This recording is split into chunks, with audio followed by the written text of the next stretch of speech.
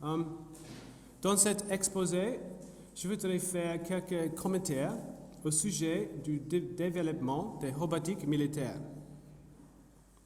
Pardon. Ce développement a joué un rôle de premier plan dans le progrès de l'intelligence artificielle, de IA, et de sa mise en œuvre robotique au cours de la dernière décennie, au moins. En fait, il est devenu la plus haute priorité dans le département de la défense américaine pour le financement des projets nouveaux.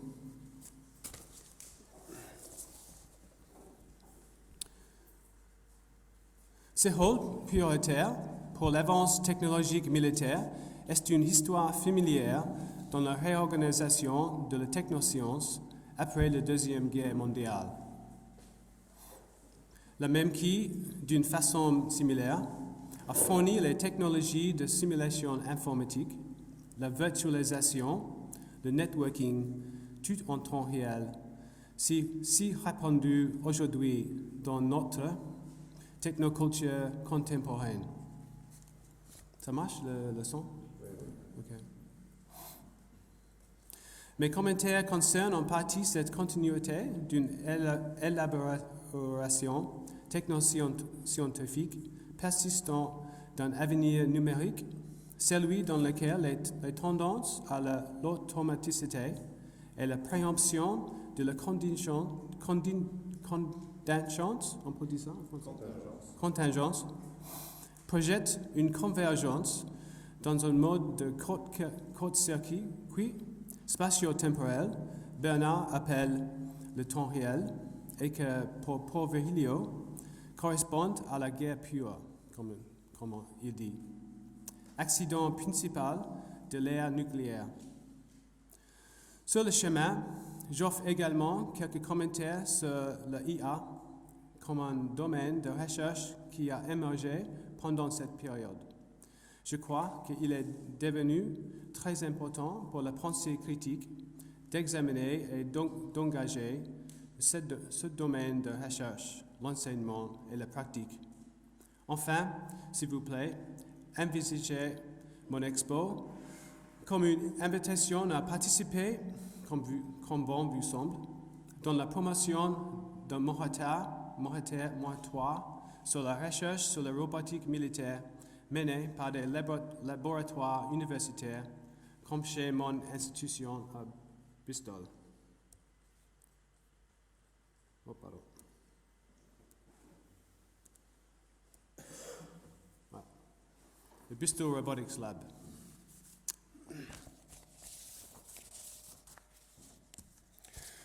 Oh, donc, cette section s'appelle Battle Space. Je voudrais commencer avec cette vidéo.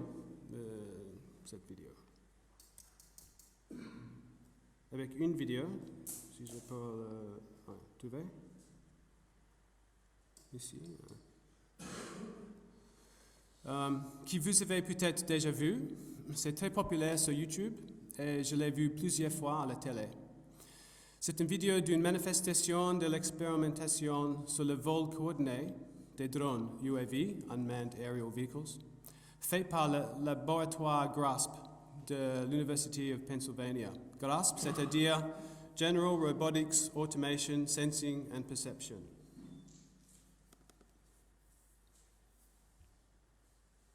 That looks a bit big, doesn't it?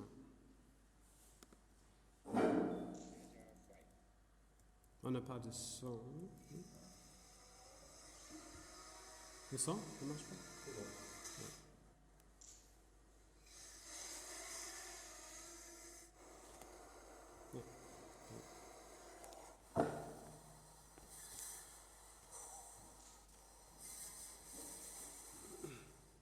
Multiple vehicles can fly as a formation.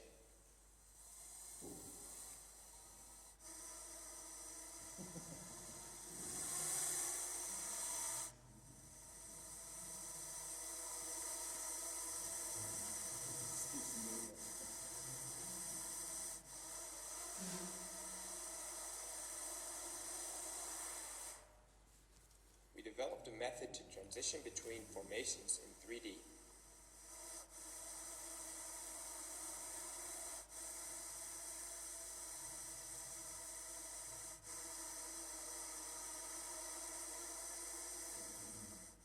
The team can also navigate in environments with obstacles.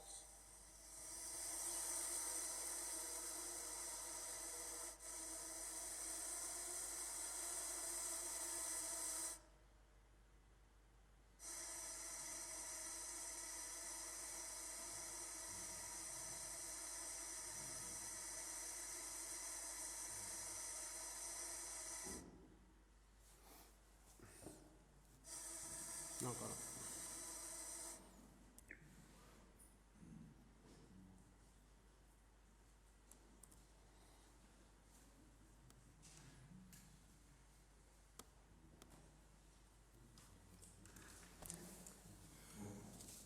Les réponses à cette vidéo sont souvent ambivalentes. La réalisation impressionnante de vols coordonnés par la formation de petits drones témoigne d'un plaisir esthétique, peut-être celui de l'harmonie, l'esthétique de l'harmonie, dont l'origine grecque du mot, ou des liens avec l'ordre des guerriers dans des formations de bataille. Mais, en même temps, il semble un peu terrifiant, assez chilling, comme on dit en anglais, refroidissant. Mon collègue de Bristol Robotics Lab me conseille, cependant, qu'il ne faut pas être trop effrayé ou impressionné. Les drones ne pourraient pas effectuer ces manœuvres en dehors de leur laboratoire. Le lab est fortement équipé de plusieurs caméras et de capteurs, et ceux-ci fournissent le système de contrôle des drones avec une cartographie virtuelle de l'espace en 3D, qui est mise à jour en temps réel. Sans cela, les drones ne seraient pas en mesure de fonctionner ensemble de manière efficace et ils perdraient très rapidement l'harmonie de leur formation et ils seraient sacassés les uns les autres. Je suis sûr qu'il a raison, mais cette appréhension des limites de comportement robotique automatisé dans un environnement complexe pourrait nous fournir un faux sentiment de sécurité au sujet de ces développements. Pour de nombreuses raisons, mais je veux me concentrer ici sur une pour l'instant.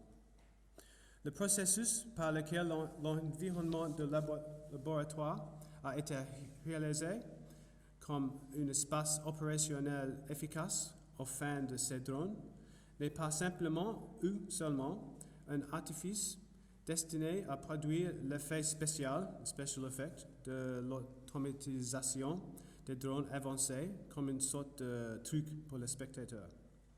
Depuis quelques décennies, le monde extérieur a été approché en doctrine militaire comme un environnement exigeant le même genre de capture, de modélisation et de traitement de l'information en temps réel. La notion de battle space nécessite la stratégie militaire de prêter attention à l'espace-temps total de l'environnement de conflit, y compris le territoire, les conditions météorologiques, l'espace aérien au-dessus, ce qui Steve Graham dit le prolongement stratégique et géopolitique vertical, et l'infosphère, et surtout peut-être l'infosphère de communication, y compris l'Internet et la diffusion des médias, ainsi que des signaux militaires. Émergent de leçons apprises au Vietnam, les théoriciens militaires américains développaient et testaient des stratégies fondées sur cette redéfinition de le milieu de la guerre dans l'ère post-guerre froide, surtout dans la première guerre du Golfe. Une grande partie de l'infrastructure de communication mobile et des services qui font partie de notre vie quotidienne géolocalisée a ses origines dans les implémentations technologiques de cette notion dédiée à l'intégration et à l'application coordonnée de la force en temps réel. Donc, c'est dans ce monde réanimé, que je dis ici réanimé, que les systèmes robotiques militaires prennent un rôle de plus en plus central. Initialement déployés aux fins de reconnaissance et de surveillance, Ils étaient également envisagés comme étant capables d'intervention active dans ce qui est aujourd'hui une battle space que Grégoire Chamailleux caractérise de permanent et partout. Permanent et partout. Chamailleux a démontré que l'utilisation en Afghanistan, au Pakistan, au Yémen et ailleurs réalise une transformation stratégique et politique importante dans la guerre contre le terrorisme. Selon de lui, une doctrine de la chasse à l'homme, le manhunt, où les cibles sont identifiées et éliminées, est devenue une réponse clé aux conditions asymétriques de cette guerre permanente. En revanche, un activisme politico-juridique urgent tente de ressusciter l'implication traditionnelle de la délimitation spatio-temporelle du conflit à une scène localisée d'une période temporaire de conflit contre un ennemi collectif qui peut être différencié de les habitants non combatifs, non combattants. Et cet activisme m'intéresse beaucoup au moment. Donc cette section s'appelle le chemin de l'autonomie, the pathway to autonomy.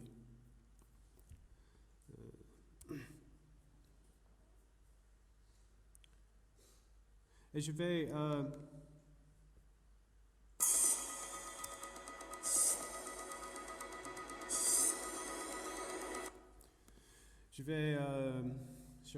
exposer cette vidéo. C'est un TED Talk de Peter Singer. Il est un journaliste activiste contre les robotiques militaires, au sujet de robotiques militaires.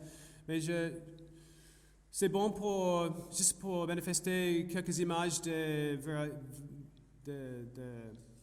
choix de robotique militaire en développement maintenant ou déjà opérationnel. Donc, non, je ne veux pas. Sans son, je continue à parler.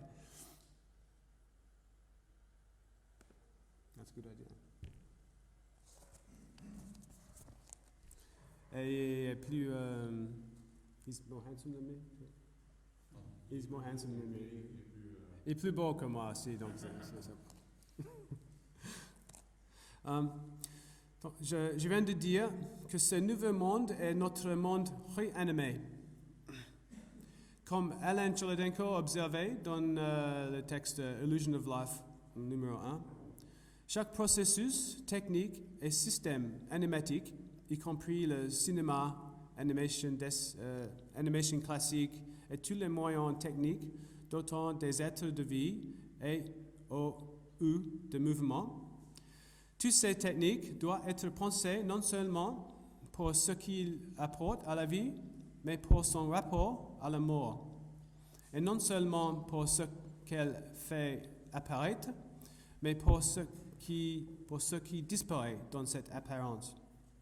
Les systèmes automatisés comprennent des éléments contrôlés par l'ordinateur et coordonnés de communication en temps réel, sont réanimateurs dans la mesure où ils dotent de vie et ou mouvement diverses machines qui sont capables de percevoir, de se déplacer et d'agir dans l'espace et d'agir sur d'autres êtres dans cet espace. À le centre de cette capacité sont les fonctions sensorielles et de représentation. Pour être automatique, qui est, c'est-à-dire capable de prise de décision indépendante de lui-même, de la contrôle humain, le système doit être capable de détecter son environnement et de le représenter de manière efficace pour qu'il puisse déterminer une réponse aux conditions extérieures. Ce qui est déanimé dans cette réanimation est le monde envisagé dans le projet des Lumières, Enlightenment, dans lequel l'émancipation, de formation et de la sécurité, etc., sont étendus de manière universelle. Ce projet, ou projection, comme dirait peut-être Bernard, est reprojeté à travers la relation littérale de la mort de ces machines. Ils prennent les décisions pour la vie ou la mort, pas pour eux-mêmes, mais pour les autres. Au moins, c'est la projection que je veux parler dans un instant. Ils, eux-mêmes, ne peuvent pas être tués, car ils sont déjà morts dans un sens. De cette façon, ils ressemblent à des guerriers sur la base duquel la citoyenneté politique a été constituée dans la démocratie athénienne antique. La guerrière dont la vie est volontairement renoncée pour le bien de la collectivité, comme a dit Virgilio. Mais ils ne sont pas comme lui, parce que la mort vivante n'est pas motivée par cette raison sacrificielle avec son orientation collective. Guerriers esclaves, ils sont une sorte d'une force de vie séparée de la communauté, sans aucune relation affective ou politique ou collective, au nom de laquelle ils se battent. Ce n'est pas ce qui l'anime, cet lien. La vision document de USAF, de Air Force américaine, USAF, la vision document qui s'appelle Unmanned Aircraft Systems Flight Plan, 2009 to 2047. Unmanned Aircraft Systems Flight Plan. Flight Plan, c'est-à-dire plan de vol. C'est un petit plaisanterie dans ce titre. Jeu de mots. Ce document esquisse un chemin vers l'autonomie pour les drones dans le cadre d'opérations militaires conjointes en battlespace à venir. L'articulation explicite de cet objectif ici et ailleurs n'est que l'aveu de ce qui est déjà une trajectoire du développement complètement évident. Il a été imaginé et imagé par la littérature et le cinéma de science-fiction au sujet des armes robotiques depuis au moins la guerre froide. Également, il a suscité des réactions critiques et militantes de certains chercheurs en robotique. Par exemple, Wendell Wallach, qui a écrit un livre qui s'appelle Moral Machines, et surtout peut-être Noah Sharkey, qui organisait les activismes contre le militaire robotique. Et aussi la Campaign to Stop Killer Robots par cette organisation, ICRAC, ICRAC. Plus récemment, le département de la défense américaine a publié son directive L'autonomie en système d'armes en novembre l'année dernière, qui tente d'apaiser les craintes au sujet de ces développements en insistant sur le fait que le contrôle humain sera rigoureusement maintenu, toujours. Peut-être. Et le journaliste historien Fred Kaplan serait d'accord. Il dit que les commandants militaires ne renoncent pas facilement le contrôle et que les grandes équipes opèrent les drones actuellement en service maintenant. Mais de notre point de vue sur l'avenir de la non-inhumain, qui devient ou que reste de l'humain, que devient ou que reste de l'humain dans l'humain qui maintient un contrôle rigoureux des systèmes militaires entièrement automatisés. There we go. Big dog. Le document Flight Plan prévoit que, à la fin de ce chemin en 2047, le progrès de la vitesse et de la capacité, je cite, le progrès de la vitesse et de la capacité de calcul vont changer la façon dont la technologie affecte le boucle OODA, c'est-à-dire observer, orienter, décider et agir ODA. Aujourd'hui, le rôle de la technologie est en train de changer de support à participer pleinement à l'homme à chaque étape du processus. En 2047, la technologie sera en mesure de réduire le temps de compléter le boucle ODA de micro ou nanosecondes. Tout comme un maître d'échecs peut surpasser les joueurs compétents, les drones seront en mesure de réagir à ces vitesses et donc cette boucle se déplace pour devenir un vecteur percevoir et agir. Le vecteur percevoir et agir. De plus en plus, les humains ne seront plus dans la boucle, mais plutôt au-dessus de la boucle, suivi de l'exécution de certaines décisions. En même temps, le progrès de l'IA permettra les systèmes de prendre des décisions de combat et d'agir en respectant les contraintes juridiques et politiques sans avoir toujours l'intervention humaine. Les auteurs ajoutent que parmi les leaders, les dirigeants politiques et militaires, il faudra que le terrain est préparé juridiquement et éthiquement plutôt tôt que tard. Pour que la technologie pourrait faire un tel vecteur percevoir et agir, le système des drones doit atteindre un niveau de confiance proche de celle donnée aux humains chargés de missions militaires. Les maîtres d'échecs qui peuvent surperformer l'homme doit être capable de faire confiance comme si humain. Il lui faut ensuite d'être à la fois meilleur et assez semblable aux humains, dans la capacité à exécuter les déplacements sur un tableau de jeu bien défini contre un adversaire identifiable.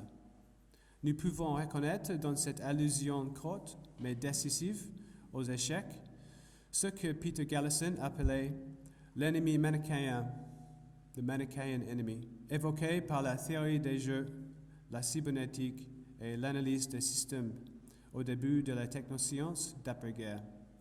C'est dans un essai de Peter Galison qui s'appelle The Ontology of the Enemy, l'ontologie de l'ennemi. C'est un très bon essai. Donc cette section s'appelle Percevoir et agir, la stupidité artificielle ou la bêtise artificielle. Cet ennemi alors, implacable, rationnel, calculateur, un correspondant tactiquement et stratégiquement compétent.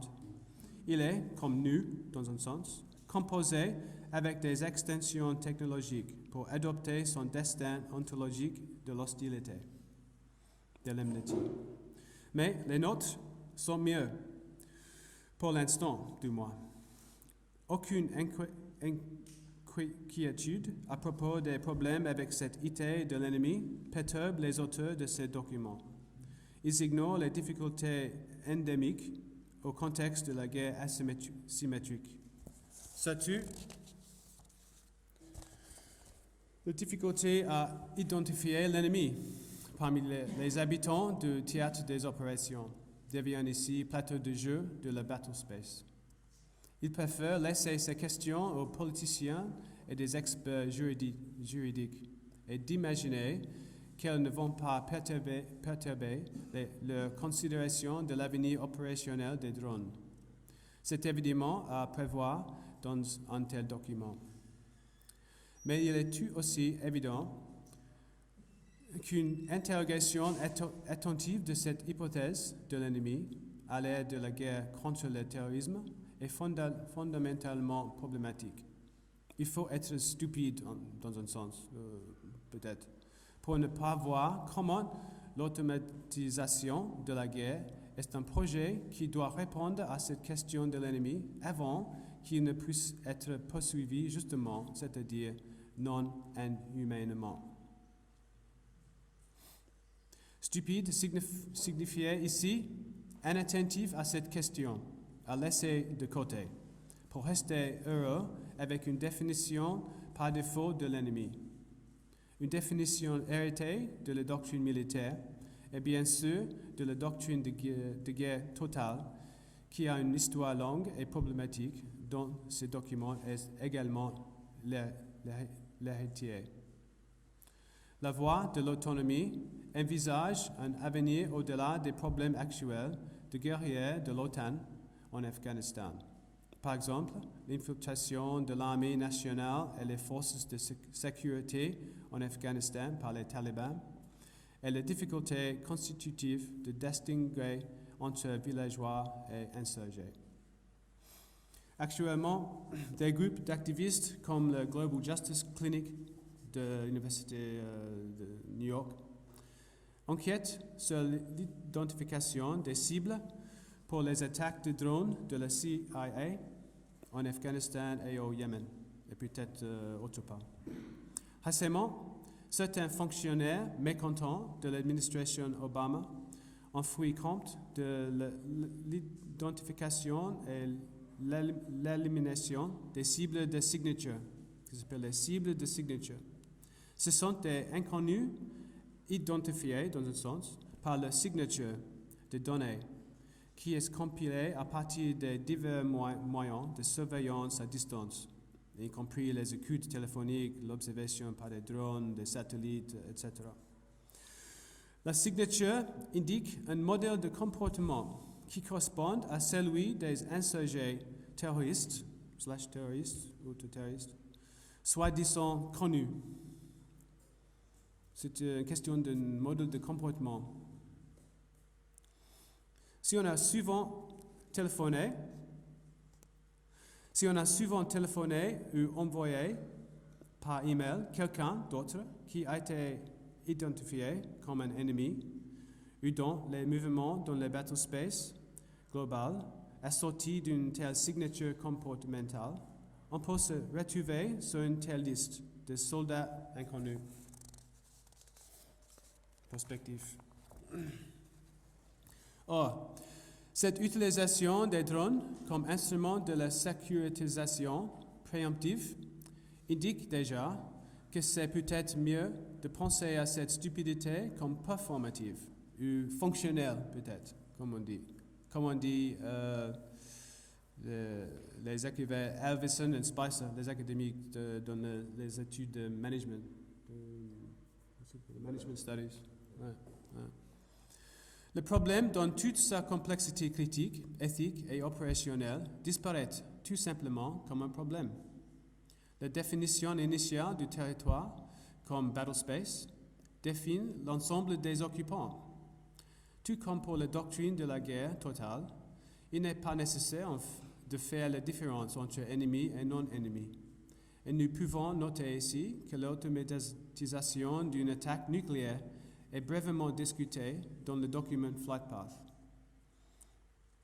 comme aussi possible d'être automatisé.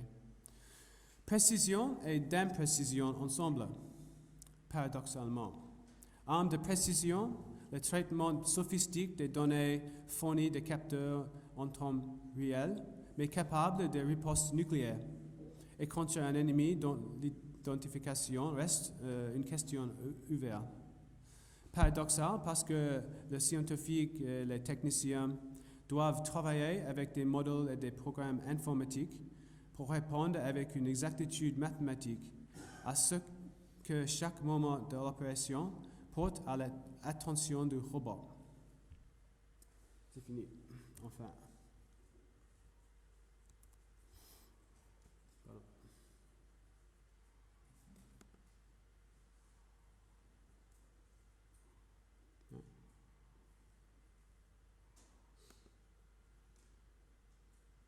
Okay.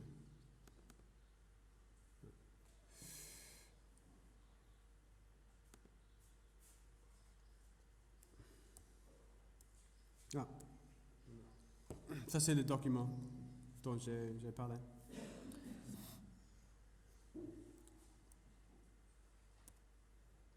C'était la citation d'avant. Donc, paradoxal. Paradoxal parce que les scientifiques et les techniciens doivent travailler avec les modèles. Pardon. J'ai perdu mon place. Ok.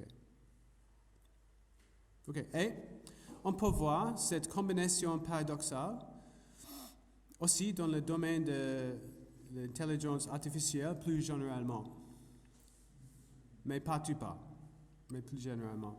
Sans doute, l'effort de recherche vers l'intelligence artificielle nécessaire pour obtenir l'autonomie des robots dans ces tâches complexes représente le plus haut niveau de difficulté. La recherche militaire qui mène IA actuellement concerne des situations les plus difficiles, celles qui ont lieu dans un environnement séquentiel, stochastique, continu, peuplé par des multi-agents compétitifs.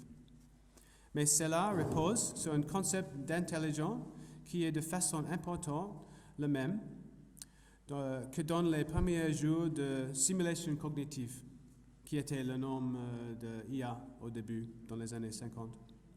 Ce concept repose sur une conception assez cybernétique de l'environnement comme un système de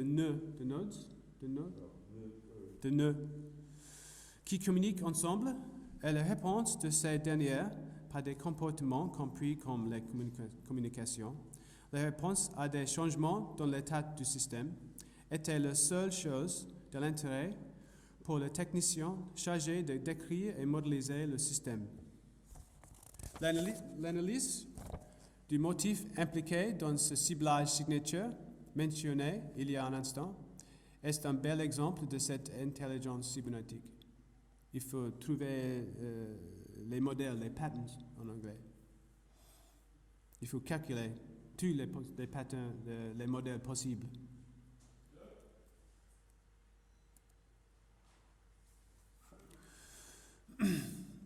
Voici ce que Russell et Norvig dit dans un des manuels de l'IA les plus influents au début de leur chapitre sur les agents intelligents. Je cite. Un agent est tout ce qui peut être considéré comme capable de percevoir son environnement grâce à des capteurs et d'agir sur cet environnement à travers des actionnaires. Oui.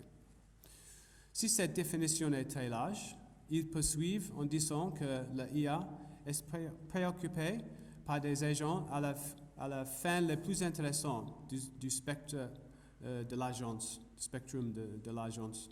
Ceux qui ont beaucoup de ressources de traitement informatique et qui opèrent dans l'environnement de travail qui exige la prise de décision non triviale. Pas triviale. Vous savez? On dit ça, pas trivial. Non trivial. La conception de ce genre de prise de décision est la tâche permanente et croissante de l'IA. Le patrimoine cybernétique de ce discours est clair dans l'évocation de la première principale de cette procédure. Je cite. En spécifiant l'ensemble des actions que l'agent peut faire en réponse à chaque séquence de percept possible, c'est-à-dire la séquence des entrées perceptives à partir des capteurs du système. Nous l'avons dit plus ou moins tout ce qu'il y a à dire sur l'agent. Plus ou moins. Ce principe est mis en pratique dans la formulation mathématique de la fonction d'agent qui capte n'importe quelle séquence de percept donne à une action. L'agent signifie percevoir et agir sur l'environnement, ce que le document de US Air Force, Flight Path, appelle le vecteur percevoir et agir. L'intelligence est de le faire dans les situations non triviales, comme de chercher et de tuer l'ennemi. Il est curieux alors que l'expansion et l'accélération massive des programmes dédiés au système robotique militaire autonome n'inspirent pas d'un seul traitement substantiel dans ce manuel. Il est mentionné qu'une seule fois dans les plus d'1000 pages en l'annexe, juste à la fin. L'exemple principal de l'environnement le plus difficile pour l'IA à maîtriser est de conduire un taxi dans une grande ville. Ça, c'est l'exemple continu dans le texte. Donc je suis proche à la conclusion. Est-ce que l'agent intelligent fabriqué par la IA vive?